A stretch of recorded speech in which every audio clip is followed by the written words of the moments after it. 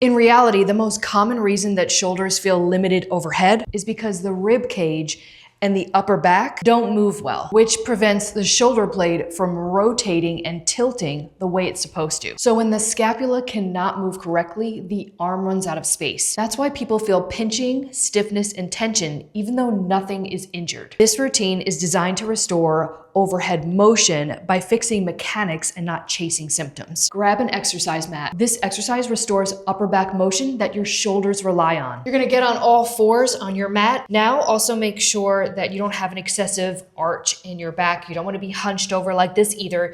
You wanna have everything nice and neutral. Also, you're gonna take your legs and you're gonna make them a little bit wider or just right at hip width apart. Now, what you're gonna do is keeping that back straight, you're gonna take the toes and basically bring them down to the floor like this.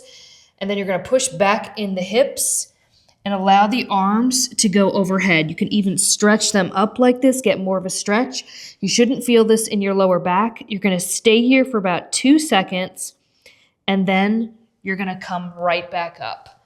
You're gonna do 2 sets of these, holding with that 2-second hold. 8 to 10 reps. When the upper back can extend, the scapula can rotate freely instead of forcing the shoulder joint to compensate. This is why you can't just work on strength, because strength alone doesn't restore rib and upper back motion. This helps overhead tasks like reaching for objects feel smoother and less tension in your neck and your shoulders. For this exercise, stand 6 inches facing a wall. Now you're gonna place your forearms on the wall and you want your thumbs facing up so your palms are gonna be facing each other. You're gonna start out with your elbows slightly below the shoulders, just a fraction. Now you want to be out like a natural V. So whatever your natural, you don't want to excessively come like this, just naturally to where it's kind of like a slight V. You're going to start out with your shoulders back and down. Now you're going to glide up, allowing the shoulders to round naturally as you keep your forearms up. You're going to come up to this position, hold here for a second, and then bring your forearms 1 to 2 inches off the wall, hold, and then come back against the wall, and then slide back down, allowing the shoulders to come back and down again. Also remember, when you're doing this exercise throughout the entire raising arm movement, you're not gonna be arching your back and you're not gonna be tucking it. You want it to be ribs stacked the entire time. Do 2 sets of 6 to 8 controlled reps of these. This exercise teaches the shoulder blades to move correctly as the arms go overhead. This trains upward rotation and posterior tilt of the scapula while preventing upper trap dominance and rib flare. It improves pressing and also reaching and overhead stability without irritating the shoulders. For this exercise, grab a towel or something soft that you can rest your forehead on. Lie face down on a mat and place your forehead on the towel. Also make sure that your pelvis is touching the mat. You're going to raise your arms up overhead. You're also going to make sure that your thumbs are pointing up, just like this. You'll be slightly at an angle, almost like a V, and this is just going to happen naturally. And then you're going to bring them up and hold for 2 seconds,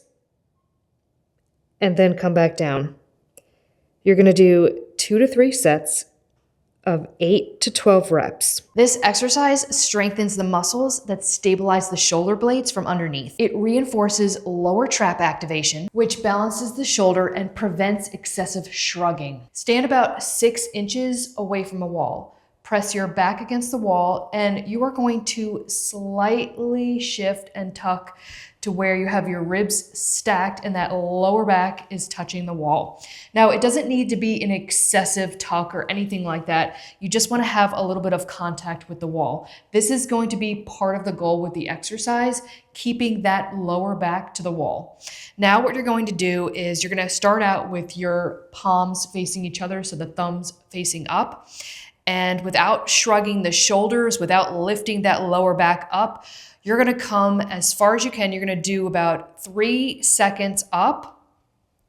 And then when you get to the top, making sure that you're not shrugging your shoulders. If you can touch the wall, then that's fine. Hold this for 2 seconds, and then you're gonna come back down. You're gonna do 2 sets of these. You're gonna do about 8 to 10 reps of these. One thing that you want to keep in mind too is that if you can't come up all the way to the wall right here without your lower back kind of arching, then what you want to do is you want to come as far as you can.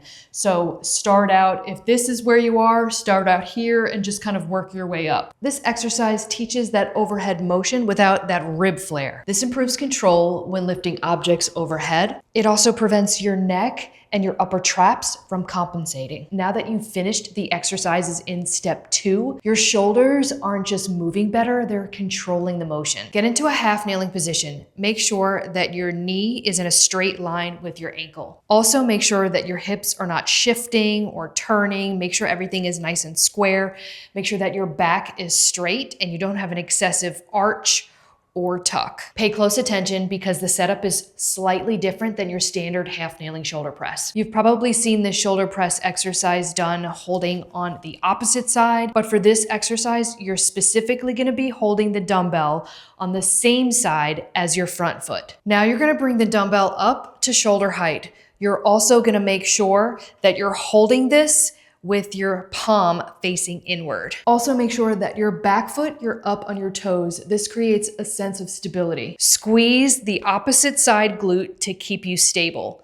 Now, without arching your back, you're gonna keep everything straight and you're gonna press up. Then you're gonna come down, slowly lower in a count of 2 seconds. You're gonna do 2 sets of these, 6 to 8 reps per side. This exercise teaches your shoulder blades to move correctly when your arms go overhead. And this helps prevent your neck and your lower back from taking over. When the knee on the floor is opposite of the pressing arm, your body can't lean back or twist in order to get that weight up overhead. So this movement has to come from clean shoulder mechanics and controlled trunk positioning. For this exercise, grab a dumbbell or even a kettlebell. Now let's talk about the stance first. You want to make sure that your back is straight so those ribs are stacked. You don't want to have an excessive arch and you definitely don't want to have that excessive tuck. You want everything to be nice and neutral for this. When you bring the kettlebell up to shoulder height, you want to make sure that everything's even. You don't want to be shrugging your shoulders. One more important thing, when you hold your dumbbell or kettlebell, make sure that your wrist is not out like this. So you don't want it to be bent like this. You want it to be straight like that. And you want the palm to be facing inward. Make sure that you're not resting the dumbbell on your shoulder right here. You're going to be holding it right in front, close to your side. So your elbow is going to be kind of like tucked in like this and close to your side, keeping that wrist straight and your palm facing in.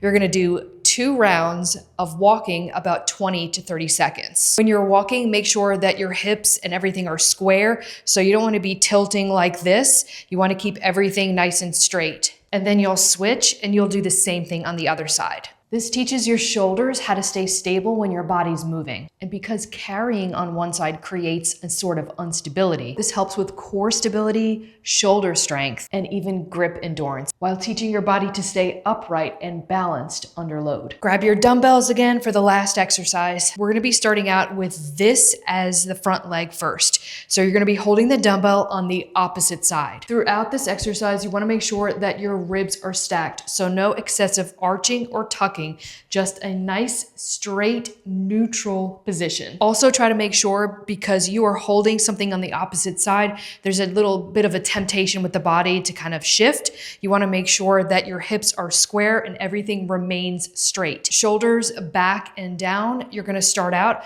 by taking a wide stance with one foot, and then you're going to bring the dumbbell up, hold it overhead, and then come down. You're going to do a total of 2 sets, 8 to 10 controlled reps. And you're going to do this both sides. And when you're doing this, make sure that the shoulders are not shrugging. Also make sure that that knee is not caving in. The contralateral overhead reach creates controlled rotational and frontal plane demands. Your pelvis, your trunk, and also your shoulder have to coordinate together. And this teaches the body how to manage opposing forces while maintaining shoulder control overhead. And this shows up when you're reaching overhead and shifting your weight. moving with your arms and your legs, doing many different jobs, and just maintaining balance and shoulder control in everyday tasks. This routine restores overhead shoulder mobility, improves control, and reduces any unnecessary tension by fixing how your body moves. And of course, if this video made you move better and feel better, don't forget to like, share, subscribe, and comment below.